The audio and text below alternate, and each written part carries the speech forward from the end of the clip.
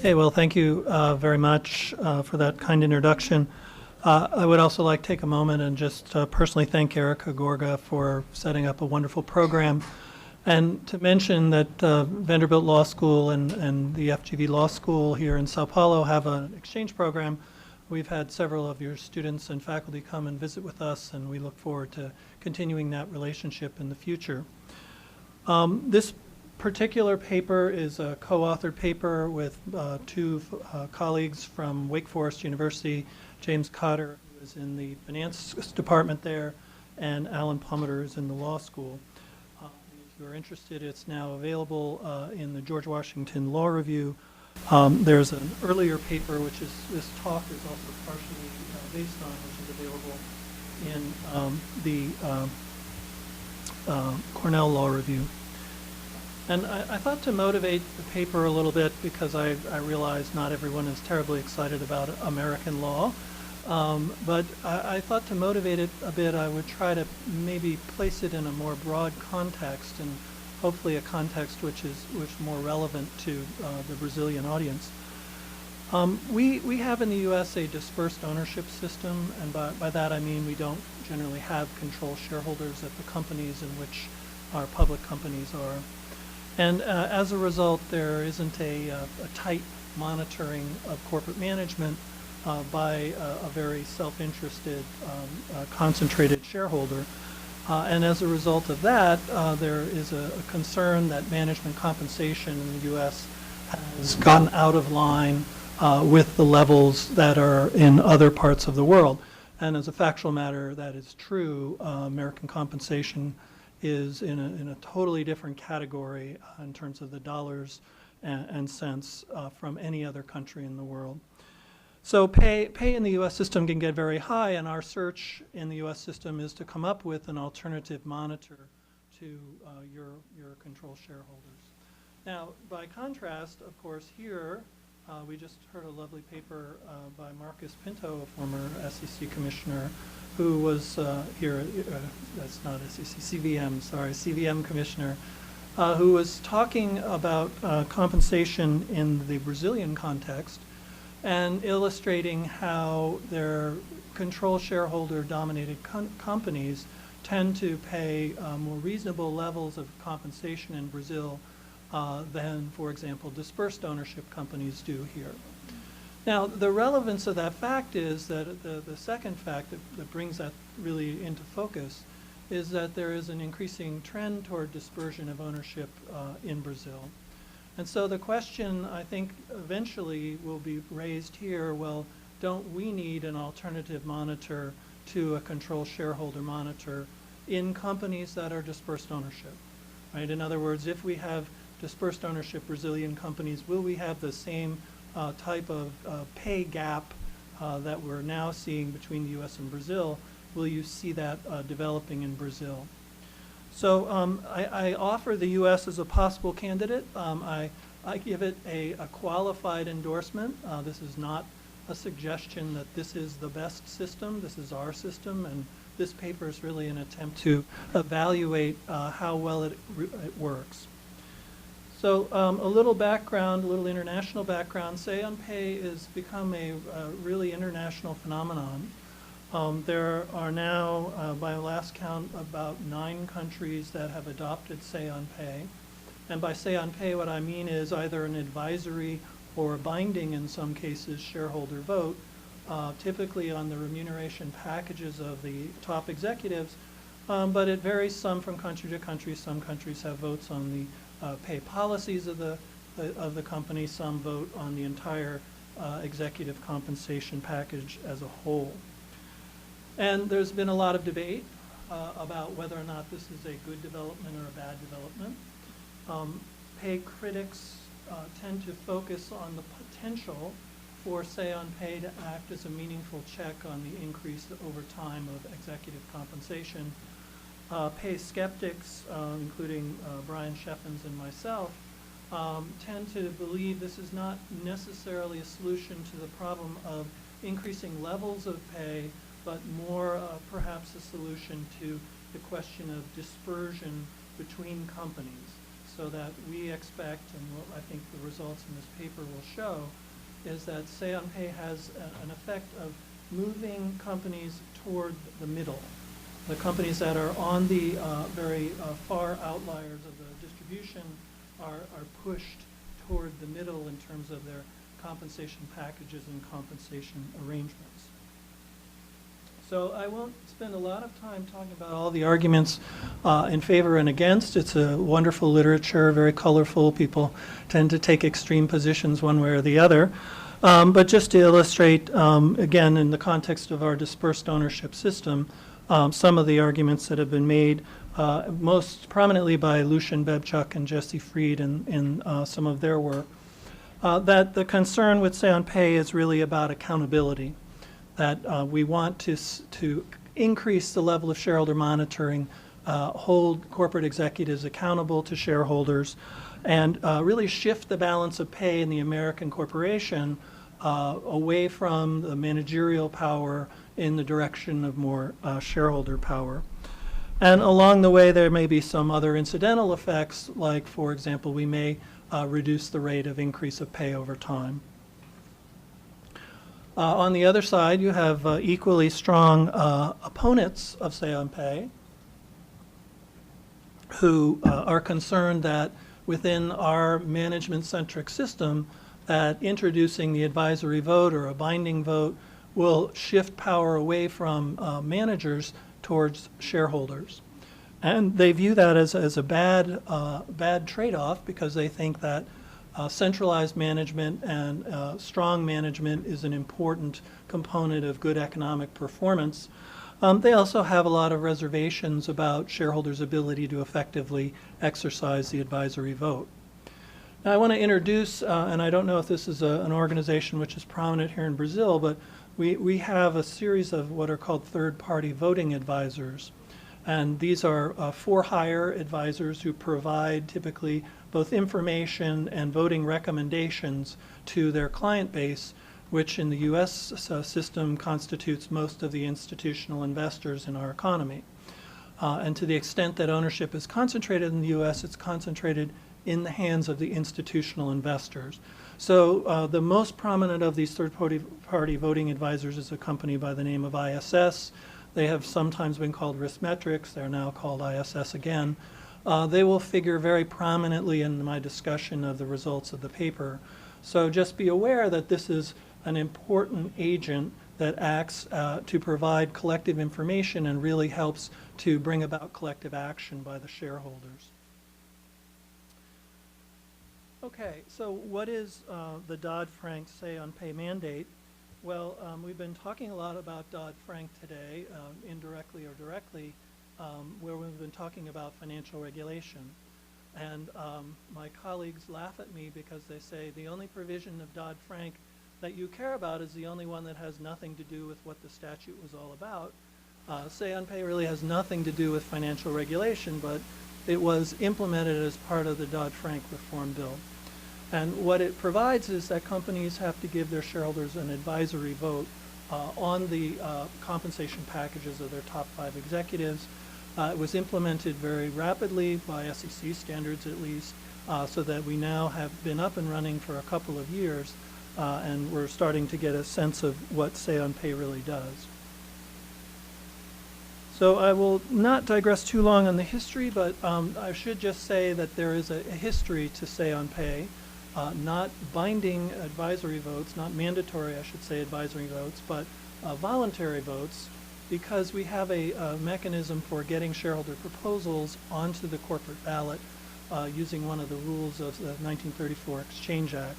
So in the interests of time, I'm going to skip over most of this, but the bottom line is just that there is this long history of having these votes take place.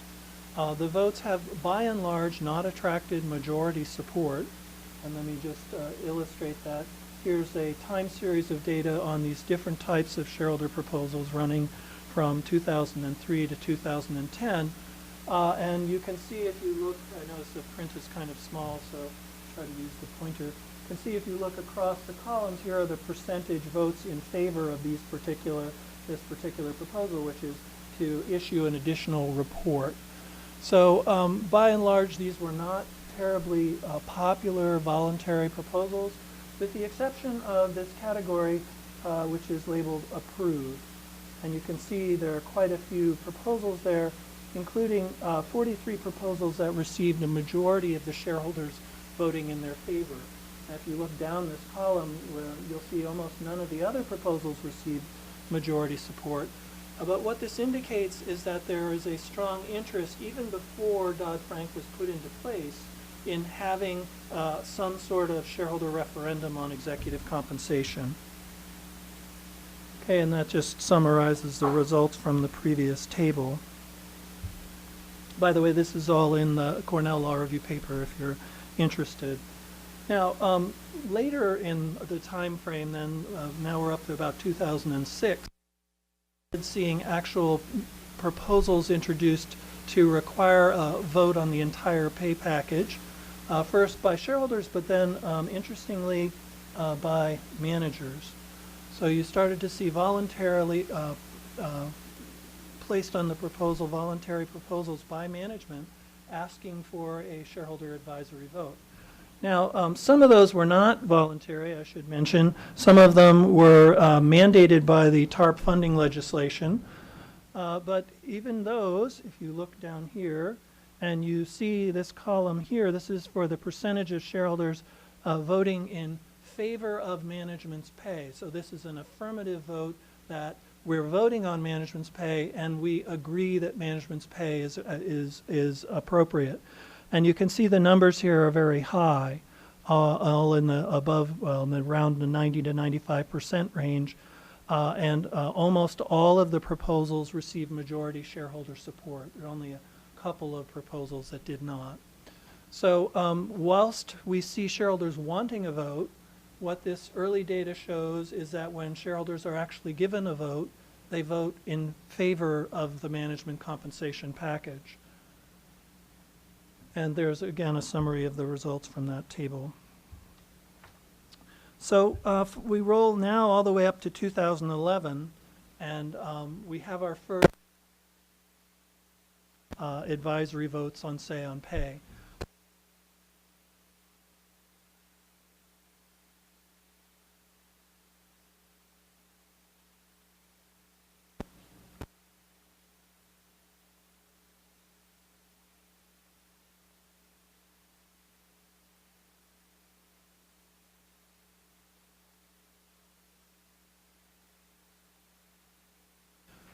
And we could talk about why in the Q&A if you're interested. But there is a small subset of companies that did not succeed in convincing their shareholders to vote in favor of their pay packages. So the next, I think, interesting question is, we'll skip over that, why? Why did those companies fail? And the answer is a combination of two things. One is a perception by shareholders that the corporate performance was weak. In other words, that the total shareholder return, which is a measure of not only the capital gain the shareholders received in their stock, but also the dividends that they were paid over, typically measured over a 2 to 3 year time period, that return was low. And so shareholders are sending in part a message, when you perform poorly for us, we're not going to be so inclined to vote in favor of your compensation. And then the other issue was high pay. So, so if you have an excessively high level of pay beyond the norm, you're in some sense one of the high variation companies that's well away from the middle of the compensation package, then again, we're going to vote against your compensation package. Now, how does that show up? Well, principally, the way it shows up is through the ISS recommendation. Remember, I mentioned earlier we have this third-party voting advisor, Institutional Shareholder Services, and they act to provide information and recommendations to institutional investors. So what this table shows is when you receive a positive ISS recommendation, then on average, the voting support in favor of your say on pay proposal is in the high 90s, or low 90s, excuse me. On the other hand, if ISS decides that they don't like your pay package, perhaps you're not following their recommendations in some material way, and they recommend against it, then you see about a 30% drop in the level of voting support. So that's a very, very significant factor. Now, ISS doesn't randomly issue negative say-on-pay recommendations. They're out of the universe of several thousand American companies that held advisory votes in 2011. They only issued 285 negative recommendations. And even companies that received negative recommendations, by and large, still got more than 50% of their shareholders to approve their advisory say-on-pay vote. But nevertheless, the negative recommendations were a very big factor, and they did focus attention on these pay-for-performance issues, the high pay, low returns issue. So one of the things we do in the paper is we run a very simple model. What we're trying to explain here is the variation in the level of voting in favor of the proposal. And what you see is the big elephant in the tent is the ISS recommendation. An against recommendation leads to a very significant and large decrease in the voting support in favor of your advisory say-on-pay vote. Excess pay, and by that we use a measure that's taken from some work by John Corr and Wayne Gay. You do a predicted measure of compensation, and then you compare that to actual level of compensation. The difference is what they call excess compensation. So you can think of this as sort of a measure of the deviation from the norm. And when you deviate quite a bit from the norm, that also leads to a significant negative impact on your voting support. And then finally, if you both deviate, have high excess pay and low levels of returns for shareholders, there's a third independent negative effect on your levels of voting support. So again, very simple model. There are more complicated ones out there, but it illustrates the basic points that I wanted to make. Shareholders seem to be paying attention to pay. They seem to be focused on returns, and they seem to be focused on performance. And all of that shows up clearly in the voting results. Are we doing okay on time? 5 minutes, okay. All right, so now for us, that's all very well and good, but remember this is an advisory vote. So the board doesn't have to do anything it doesn't want to do. It can simply ignore the vote if it chooses to do so. So the really important corporate governance question is, what does the board do in response to either a negative vote or I should say a failed vote below 50%, or at least a vote which shows significant shareholder opposition? So as a result of this, you're seeing really a sea change in the way that shareholder-director relations work in the United States. It's no longer the case that management simply ignores shareholders when it comes time to set compensation. They are extremely aware of ISS, and they're extremely aware of the impact of a negative recommendation on their voting support with their shareholders.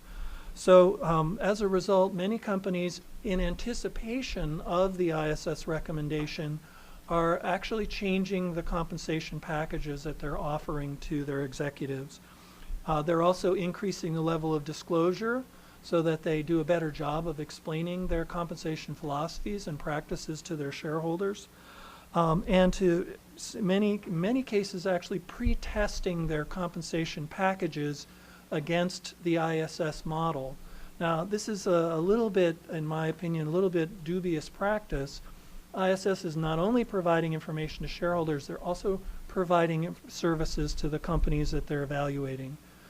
So the plus side from the company's perspective is that you are able to have a very good idea of what the ISS position will be before you announce your compensation package. But on the other hand, it does seem like something of a conflict of interest that they're taking compensation really from both sides of the aisle. Okay, so here I think are the big questions that our study addresses, at least to some extent. We do think Dodd-Frank has really opened up new lines of communication between shareholders and management on executive pay issues. That's pretty clear if you look at what companies are doing.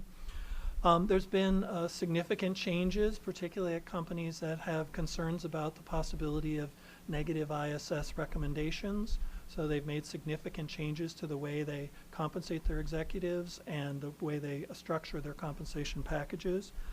What's less clear, and which I am less optimistic about, is that there will be a substantive change to the levels of compensation. I think what this vote has done has been to move people away from the extremes toward the middle, but the middle is still increasing by 6 or 8 or 10% a year. So we haven't really seen this becoming a real check on the levels of executive compensation.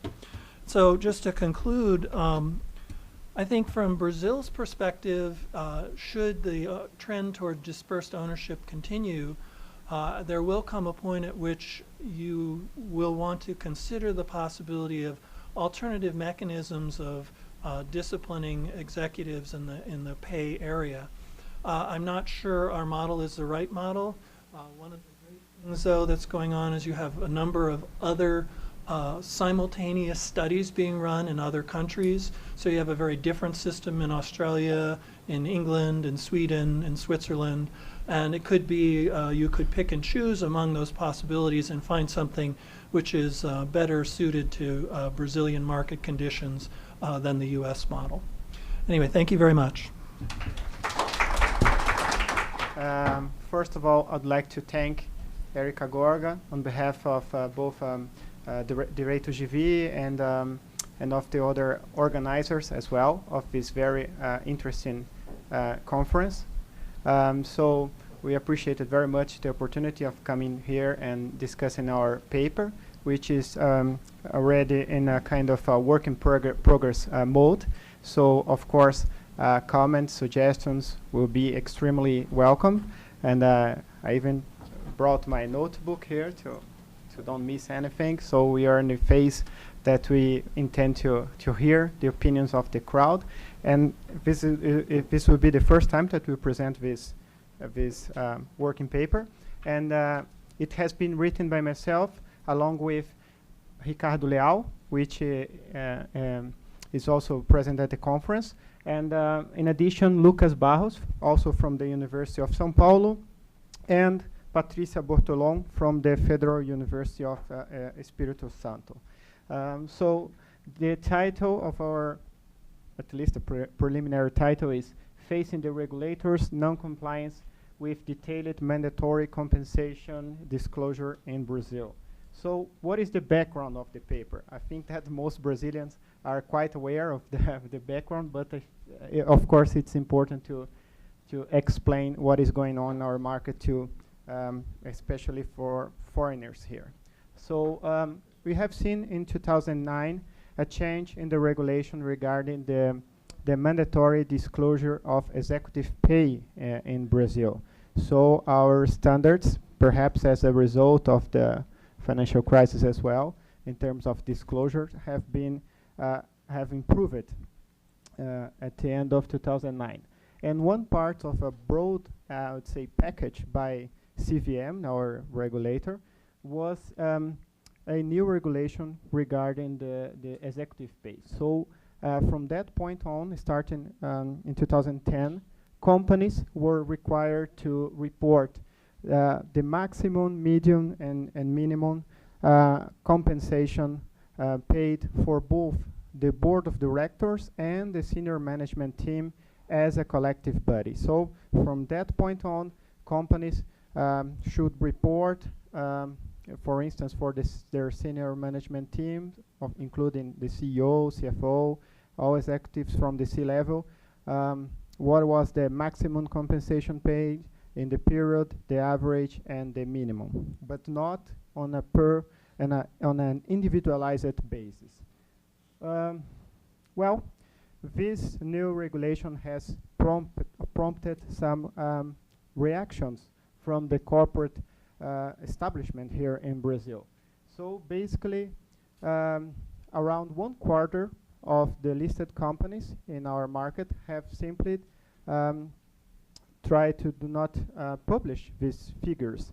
So they have resorted to a kind of an in-court, a court injunction, which was obtained by IBEF, which is the Brazilian Institute of Finance Executives, which enabled these executives and the companies to which they belong to do not disclose this part of this new report, this new, what we call in Brazil, this reference form. So these companies have obtained the right in court to omit their compensations, at least dealing with this new regulation.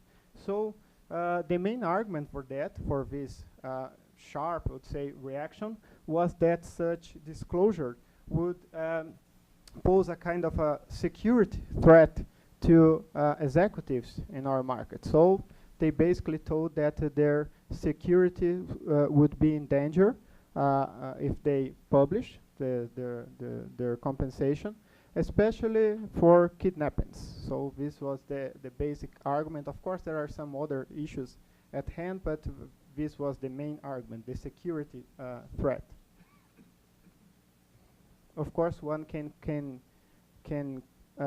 question whether this publication would marginally impact their securities here in our market. So, although regulators have tried to overturn it, the preliminary injunction still holds nowadays, and perhaps it will take some years for the courts to find a kind of to reach a final decision on this issue. So this is still an ongoing debate and an open issue in Brazil. And so far, these companies still do not publish since 2010 their compensation based on this court injunction. So with this very, I would say, almost unique country case, we have investigated two research questions, two central research questions. The first one is that what are the corporate attributes associated with the non-compliance decision? So what are the common characteristics of the firms that decided to do not comply with the law? So if at the end of the paper we find some common characteristics of these companies, so for instance, companies that are with under, I would say, lower concentration of ownership structures, or less profitable companies, or companies with lower corporate governance standards ex ante. So if we find some common characteristics of companies associated with the decision to do not comply, then of course we'd have an argument that would be would weaken the argument of the security concerns, and it would provide a kind of an evidence that perhaps this is the result of some agency conflicts taking place in more companies, in some companies specifically. And the second central research question of our paper is that to investigate the stock price reaction once these companies have decided to do not comply with the regulation. So we have a kind of an event study here in which we take the date in which the companies, some of them announced that they would not comply with the regulation, and so we investigated the stock price reaction. So it's a kind of indirectly, it's a study that investigates the importance, the relevance of corporate governance practices on firm value, at least from the opposite point of view of the traditional literature, because here we are trying to analyze a potential value destruction from the lack of good corporate governance practices, since this new regulation is clearly aligned with worldwide recommendations on transparency, which is of course a pillar of good corporate governance. So why is this research relevant for the literature as a whole and not only to Brazil?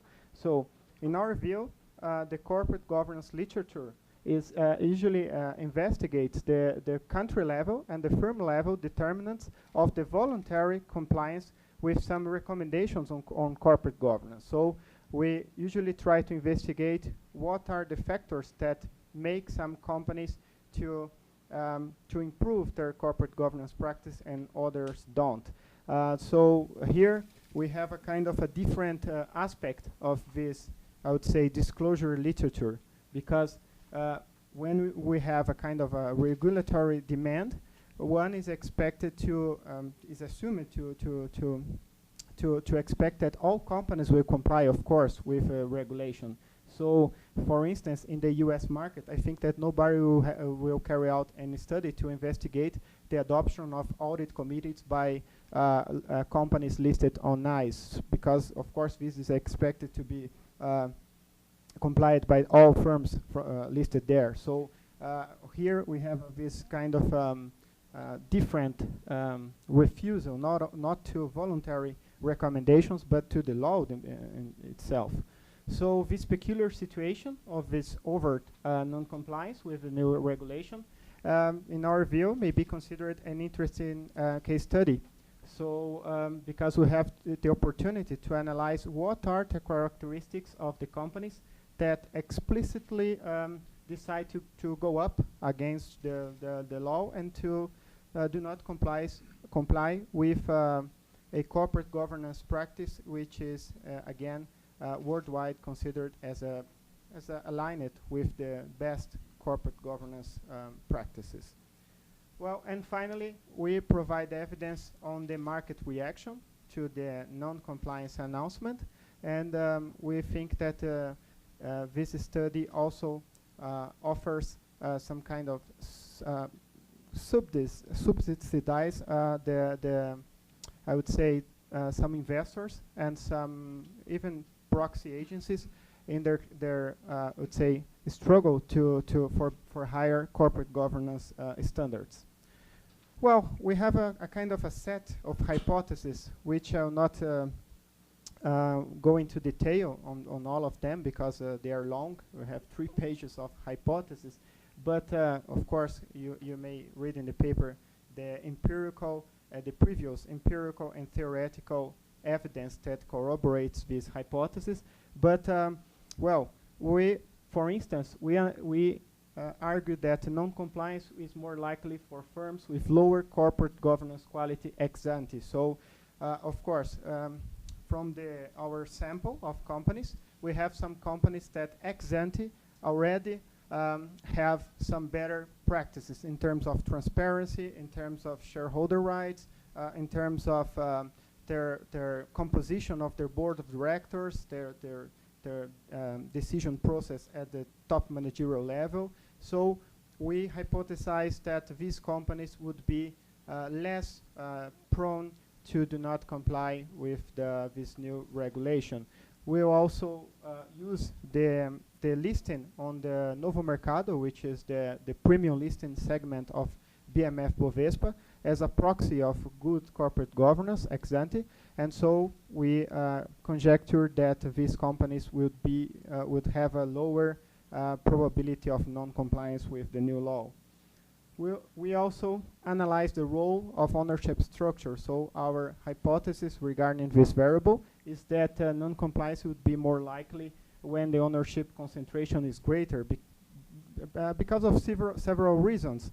One of that is that in this kind of companies, under strong concentration of its ownership structures, the controlling shareholder would already be a kind of effective monitor of the compensation of executives from the market. So if these executives will not have this power inside the corporation to put their compensation at I would say unreasonable levels. We also have the problem that sometimes controlling shareholders are the managers themselves, or at least they belong to the board. So by publishing this, I would say maximum compensation, this of course would put a concrete figure in their compensations in their company. So this could increase the litigation costs associated with tax, family, credit and corporate law litigation. So we conjecture that the higher the ownership structure, I would say the higher the probability of non-compliance with this new regulation. The third deals with the identity of the controlling shareholder. So, for instance, we hypothesize that state-owned companies with, of course, both private and public capital, which are listed on the stock exchange, would be less likely to do not comply, because these companies are already subjected to some caps, some pay caps in our regulation. And of course, the government appointees of these companies that, of course, are appointed by the government, they represent the entity which is already, which is of course the entity that indirectly has enacted the law. So we conjecture that, for instance, that state-owned companies will be more likely to comply with the law. The same goes for the foreign-owned companies, companies under foreign control, such as subsidiaries of multinationals, because they already face some stringent compensation disclosure in their home country. So they are used, I would say, with providing a higher transparency in terms of compensation in comparison with, for instance, family firms here in Brazil. So this is our third hypothesis. We have some others regarding financial constraints. So we argue that non-compliance is more likely in more financially constrained firms, and we of course provide in the paper some argument for that. I would just skip this slides to go to the methodology and results, because otherwise we'll run out of time here. So non-compliance is more likely in larger firms because they are expected to offer greater compensation package. So here we have a kind of a hypothesis which is based on the free cash flow argument, or in the agency conflict argument. So in these larger companies, perhaps executives make more money, and of course there will be a reduced incentive to comply with the law. Well, and finally, we have the hypothesis dealing with the event study. So we argue that the announcement of the non-compliance will lead to a kind of a decrease in the market value, because it will be a negative, I would say, surprise for investors, and that this negative surprise will be stronger for companies that would be perceived ex ante as companies with better corporate governance standards. So our point here is that there will be a negative surprise in the market, and this negative surprise will be worst for the companies that ex ante to the announcement would be considered with higher corporate governance standards. Well, just moving to our sample, we have analyzed 214 listed companies that represent around 90% of BMF Bovespa market capitalization. We have selected these companies based on a kind of minimum stock trade liquidity, because we need some stock liquidity to carry out the event study analysis. And well, we have collected data from some traditional sources, such as Economatica, but we have also some hand-collected data of compensation based on the section 13.11 of their reference forms. Well, the first part of the study, the determinants of the non-compliance decision. So what was the methodology that we have used here? Well, basically, we argue that the decision to not comply, 5 minutes, okay, thank you, is a function of the quality of firm-level corporate governance, the concentration of ownership structure, the identity of the controlling shareholders, firm age. We have also included some industry dummies to of course, to filter by the industry impact, potential impact. Well, and all of these have been translated into some variables. We have a kind of a table with all the variables that we have used, but I have spared you from presenting all these variables in detail. So of course you can take a look on that in the paper. So the operational definition of all these variables. And just moving to the results, we have found that non-compliance is significantly more likely for firms with lower ex-ante corporate governance quality. So we have used two alternative measures of corporate governance quality. One measure is a kind of a broad corporate governance index, which we call CGI, and this index has been used throughout the years here in Brazil by the IBGC, the Brazilian Institute of Corporate Governance, and has been created by Professor Leal together with Carvalhal da Silva. So it's a kind of a traditional index used in several other previous academic papers here in our country. It is composed by 20 questions. It's a 20-question questionnaire which deals with transparency, shareholder rights, composition of the board of directors, some procedures for the general meeting. So that's it. And we also have used the listing on Novo Mercado and Level 2, which are the two most demanding premium listing segments of our stock market, as an alternative proxy for the corporate governance quality. We, and of course, the OK here, it's because it goes, it's in line with our hypothesis, okay? So the second is that non-compliance is likelier when ownership concentration is greater. So we also have found some relevant, I would say, evidence on that. Just to put some figures, I just forgot it, but the companies listed on Novo Mercado would have, I would say, 2.3 times less propensity to do not disclose. Think another way. So for firms listed outside Novo Mercado, these firms would have 2.3 times a higher probability of non-compliance compared with Novo Mercado firms.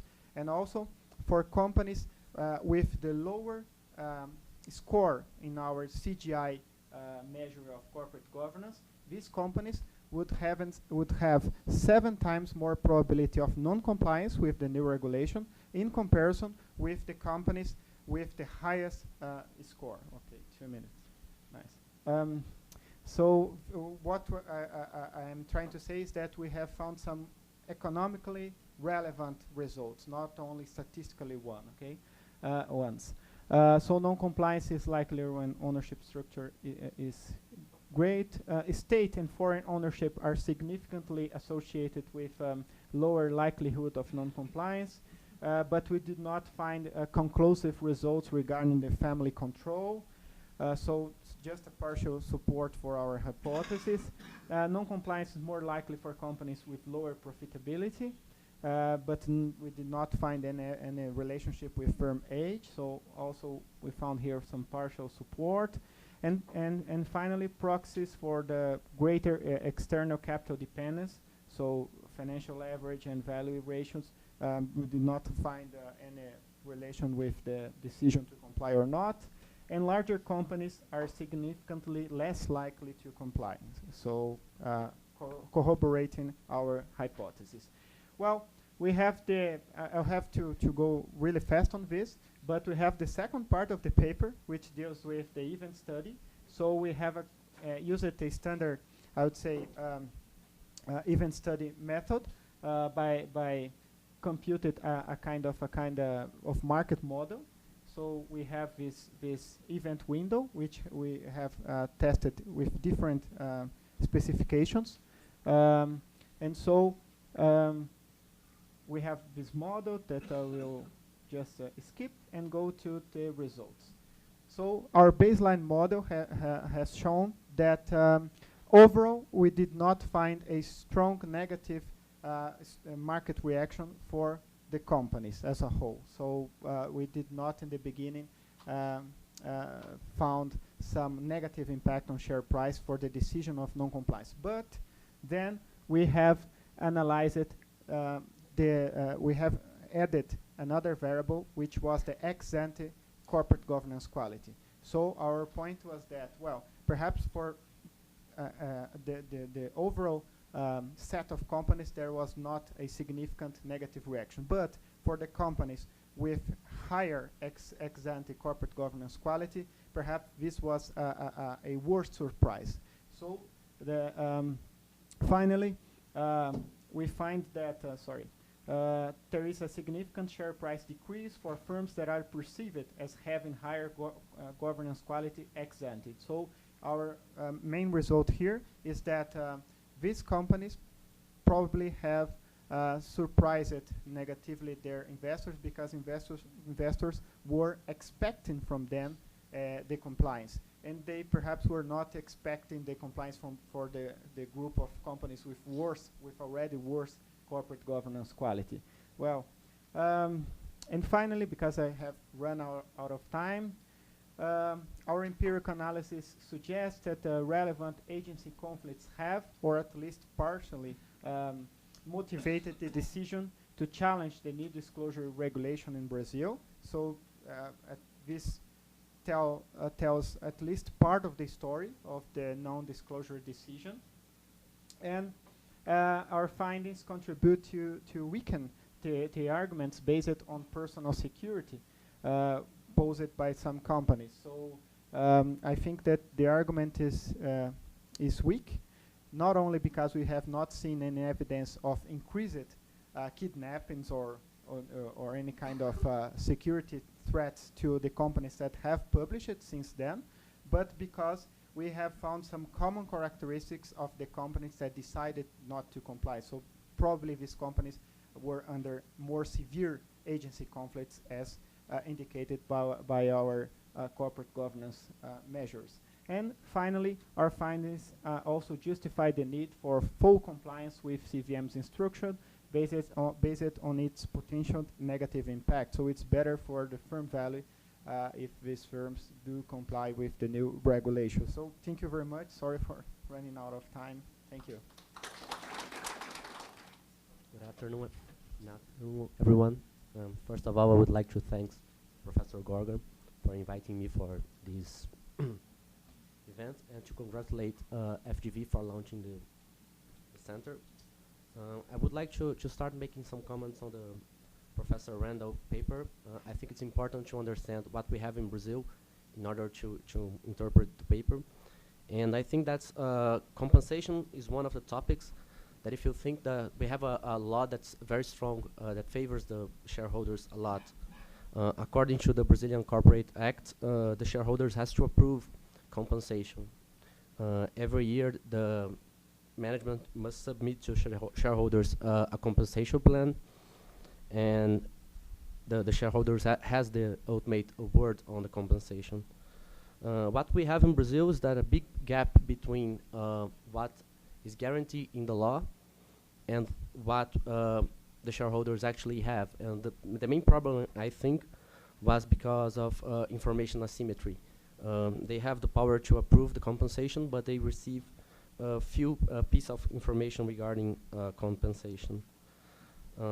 So in 2009, we have the new rule, CVM rule 480, that established a new regime for the compensation disclosure. It's a big disclosure rule, besides other things.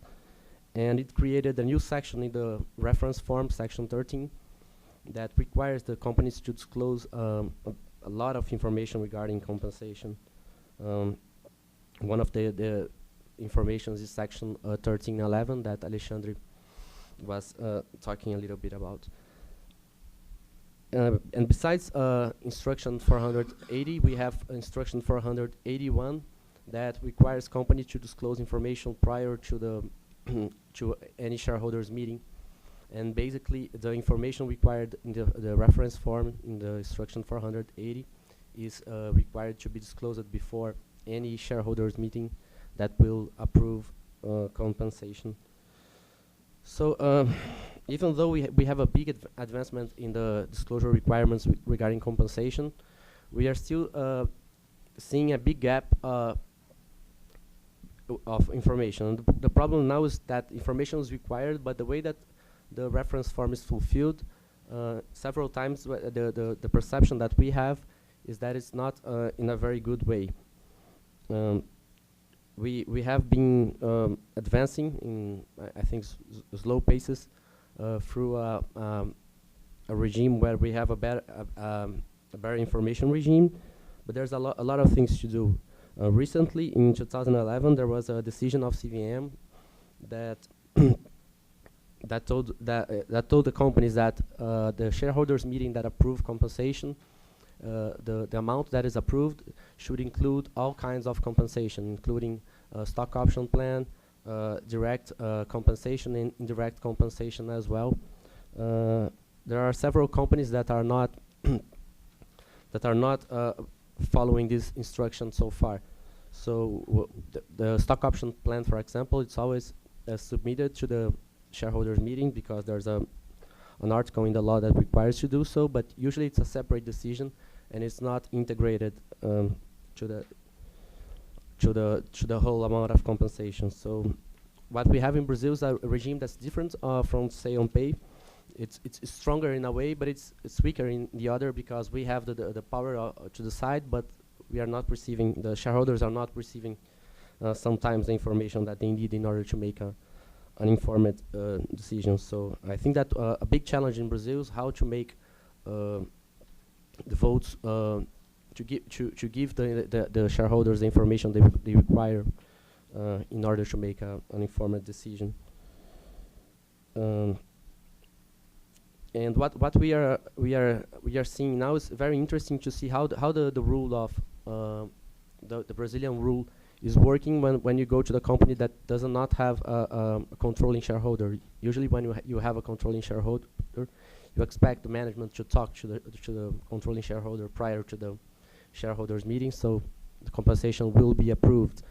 And we have a weird case in Brazil of PDG. That was a company that compensation was not approved in the shareholders meeting. And the question was, so now what's going to happen? Because no one assumes that the management will be working for free because compensation was not approved. And then management spoke to some main shareholders and to ISS as well in order to explain the compensation. They made some adjustments and then compensation was approved. But I do think that that's one of the matters where we see a gap in our legislation. It was thinking for a world where all the companies has a controlling shareholders. And when we are going to a model that several companies are adopting a dispersed ownership regime, the law may not be working so well. I do think, and one of the things that Professor Randall showed in his papers is that companies are trying to engage with shareholders prior to the shareholders meeting, and I do think that's very important practice in Brazil as well. And companies, and I think that the PDG case shows that the company could not just wait for the shareholders meetings. They have to speak to the main shareholders. They have to speak with the proxy advisors if they are following the company in order to reach an agreement prior to the shareholders meeting. Another topic that I would like to talk a little bit here when I'm saying about quality of information is groups of societies. Brazilian corporate law has special provisions for groups of societies, but we don't see a lot of groups of societies in Brazil, at least the formal ones. But we have several groups of societies that do not follow the law, I'm sorry, regarding corporate groups, but they are de facto groups.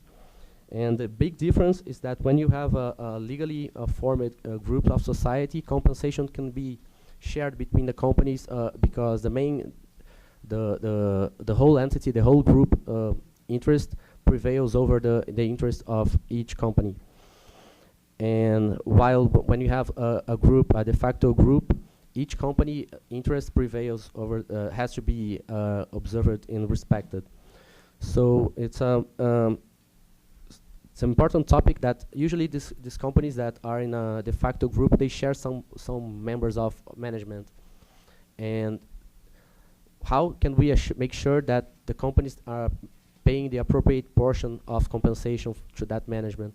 It's a topic that I think it's very important to look close. The companies are required to disclose information about compensation that other companies of the group, even if it's not a formal group, are paying to the management. but it's very hard to control if that amount of compensation is appropriate. So I do think that this is an important topic that should be a point of concern to everyone. Finally, I would like to talk a little bit about Professor Alexandre's paper. There was last week the judge that gave the first decision in favor of IBEF confirmed that his final position is against CVM and favors IBEF. It doesn't change anything in practice because CVM appealed to the court, to the appeals court, and won, but the superior tribunal delivered an opinion saying that at least for now, companies are not required to disclose. So it's a topic that I do think that the paper is very important. That gives at least strong indications that security is the safety is not the driver of the decision of not disclose. And as Professor Alexandre pointed out, it goes against the international tendency. If you see, just to name a few countries: United States, Canada, European Union, UK, Germany, France, Portugal, Spain. Most of the companies are already disclosing compensation in an individual basis. It goes further than we did when we enacted CVM instruction 480. And hopefully we are going to have a decision, a court decision that will make the law applicable to everyone. That's the points that I would like to raise. Thank you. Well, thank you very much for the invitation. I'd like to extend my compliments to Erica and the other organizers and welcome Professor who came from abroad. And well, Erica told me that I should talk about Brazilian problems.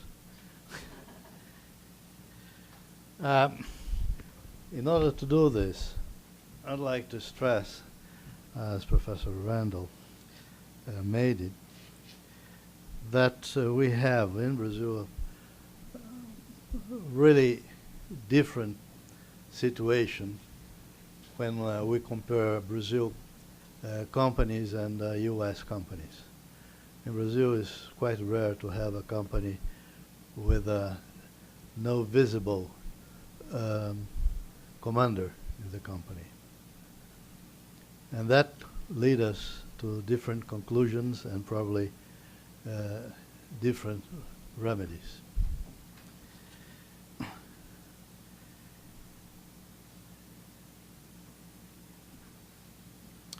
Talking about the board, I believe that we should make a clear distinction among companies who has control and companies who has no controller. And that's because the role of the stockholder changed quite dramatically.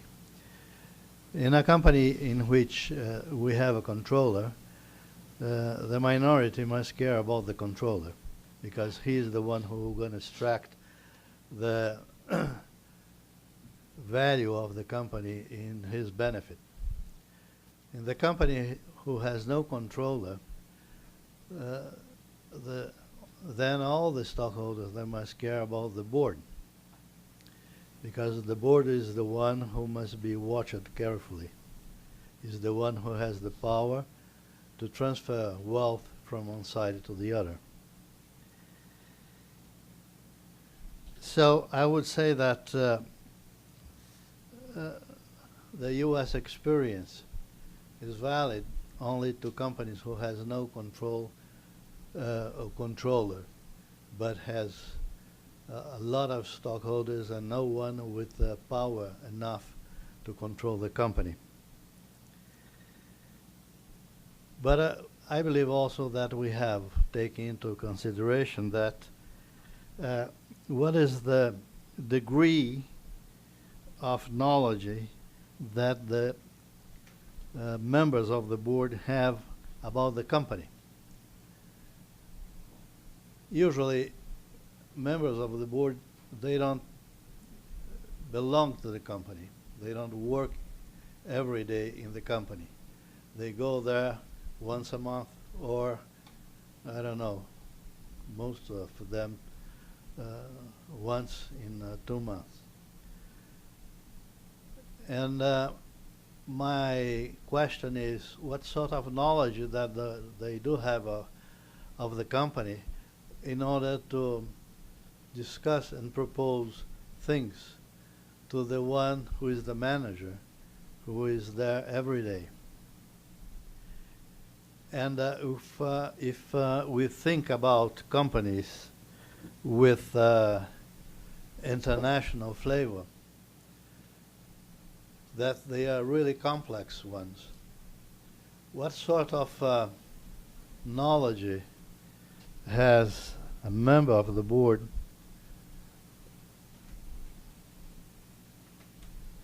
to, not to check, but to give advice to the managers on what's the best way to do things if they just pay a visit, one-day visit every month or something like that.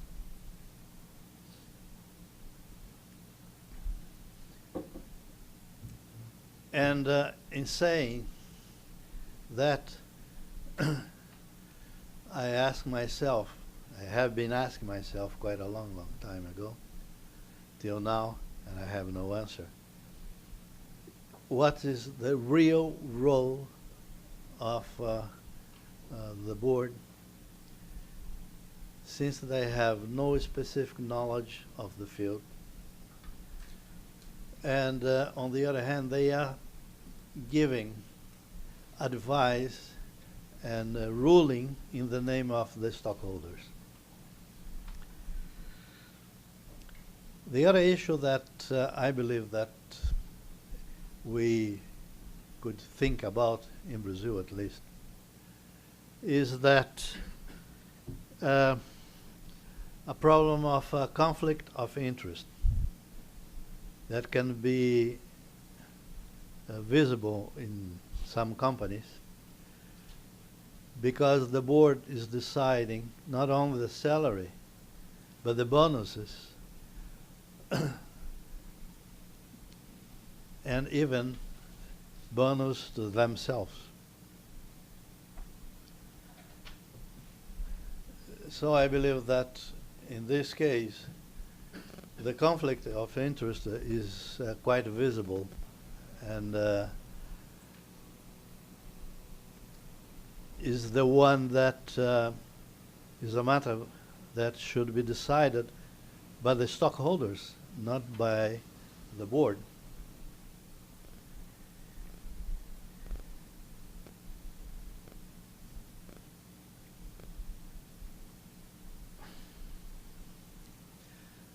Now trying to mix those few problems that I have in mind with the paper presented by Alexandre, I would say that in here the situation is worst. In the companies with because we have at least 3 different sort of companies. Companies that we have a controller, a visible one. A few companies without visible controller, and companies that the government, usually the federal government, is the controller, and they use those companies to make a sort of public policy. That is too bad, because the stockholder, the private stockholder, didn't buy the stocks to see his company used to provide public policy to the government. In my view, those companies should be state companies.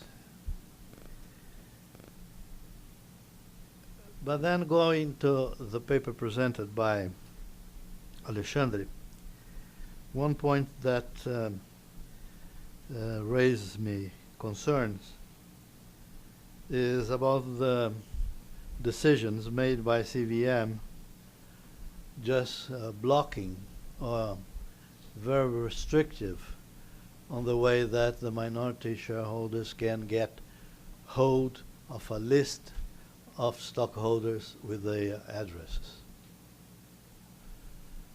in the name of secrecy that is not written anywhere.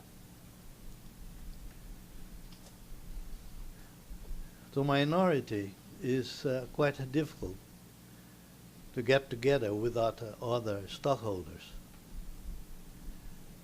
And if they don't have access to a list that the controller has access immediately to them, then it's quite difficult to organize minorities in order to propose at shareholders' meeting some proposals that will challenge the propositions made by the controller. All that led me to another point, is that the role of the board since their first creation in the 17th century in England and Holland, the board was blamed to work jeopardizing the stockholders. In Holland, the board used to have meetings with stockholders once in 5 years, 7 years. The stockholders didn't have access to the accountancy of the company, and they didn't know why they were receiving dividends or not. There was no explanation about. The question today to myself is that we should move, I don't know to what extent, the importance to the stockholder. We should rely more on the owners of the company, not in the one who is paid to act in the name of the stockholder. What is this model? I don't know, but I believe that we should take the chance that Randall has to study something different. There is no reason, to myself at least, that the stockholder has an opinion that was given by vote, saying that compensation is too much, and the board can rely or not on the owner's decision. I don't know the history of the creation of the board in the US, but probably because companies had a lot of stockholders, and then the idea was to create a group of persons that they were elected by the stockholders to represent themselves and have the power to act as stockholders.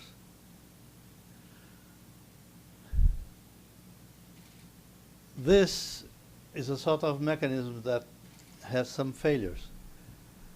The proxy fight, for example, is one. Why that? Because the board has, it's easier to the board to contact the stockholders than the one who is challenging the board.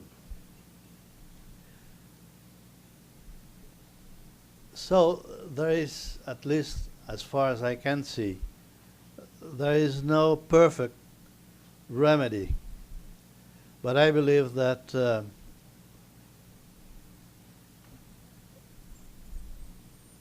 people who has ideas about this to discuss,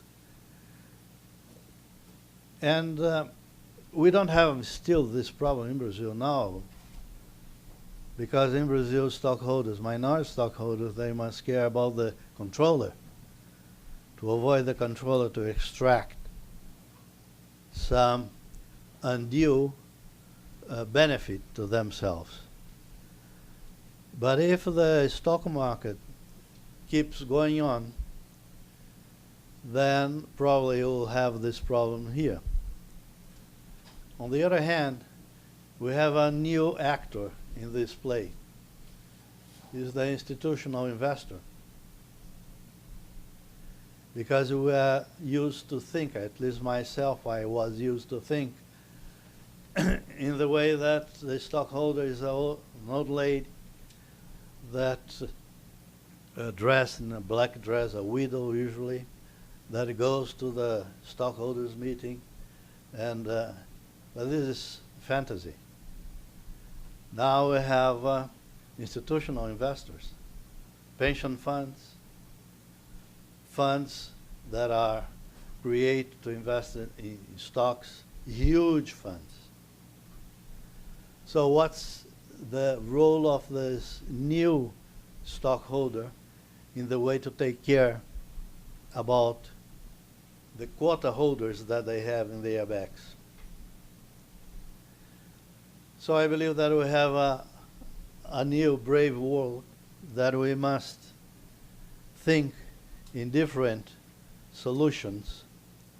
And I believe that it would not be good to us in here just to copy, as we did in '76, when the government decides to enact another company law, just to copy the US model of the board.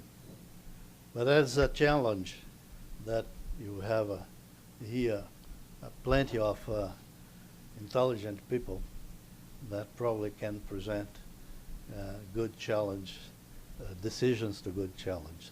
Thank you. Hi, I'm Gabriel, and I'd like to direct a question to Professor Thomas. My question is, well, please excuse my ignorance, but I don't know if the managers could influence have a say in which are the ISS institutions that provide the service for the shareholders, and if they could have a say on what would be the pay for those institutions. And if they could have a say and they could have an influence, is there a conflict of interest? And if that conflict of interest could be something substantial, would there ever be a mandatory rotation between the ISS institutions so as to not have a problem similar to the problem that you can see in so-called independent auditors and on credit rating institutions? Well, ISS and the other third-party voting advisors are hired directly by the institutional investors. So management has no role in that process. It's a separate and independent contract. There are, as I mentioned when I was speaking, there are some circumstances in which management actually provides compensation for certain services to ISS, such as permitting management to run its compensation program through the ISS models to predetermine what the recommendation would be if management was to, for example, propose a particular stock option amendment. So there is a conflict in that sense, but it's not like an auditor where it's the company that's directly compensating the auditor on behalf of the shareholders. Here it's a separate contractual relationship.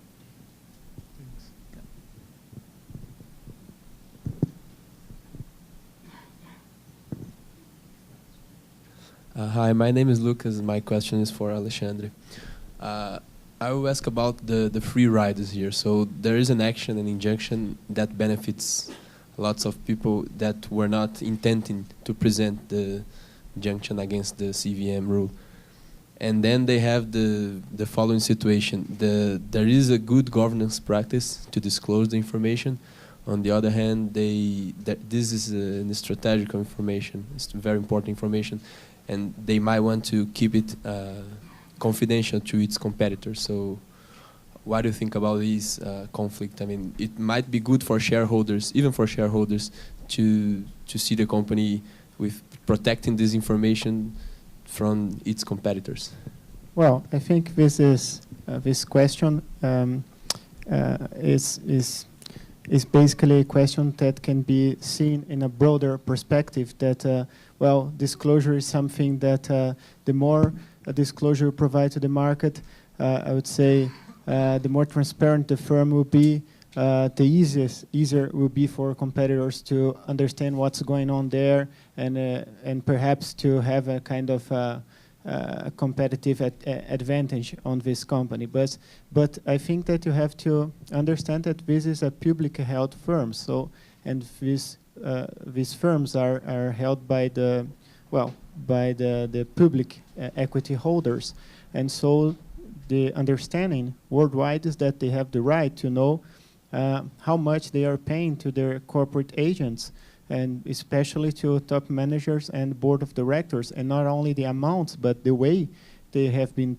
paid in terms of the relation with the performance of the company, because you have to have an idea if this compensation is reasonable and if it's based or not in performance actually. So yes, perhaps you have some kind of a competitive problem with some competitors, especially to privately held ones, you know. But I think that this is the part of the game, because you have the cost and benefits of being a public held company. So on the other hand, more transparent firms will access capital at a lower rate compared with a more opaque one. There are a fairly amount of evidence on that. So, well, you have not a clear-cut answer, but I would say that this is clearly aligned with worldwide recommended practices, because you may have a lot of problems by not disclosing this information, which probably will cost much more than the potential, I would say, negative effect on the strategy of the company in comparison with other competitors. So that's it.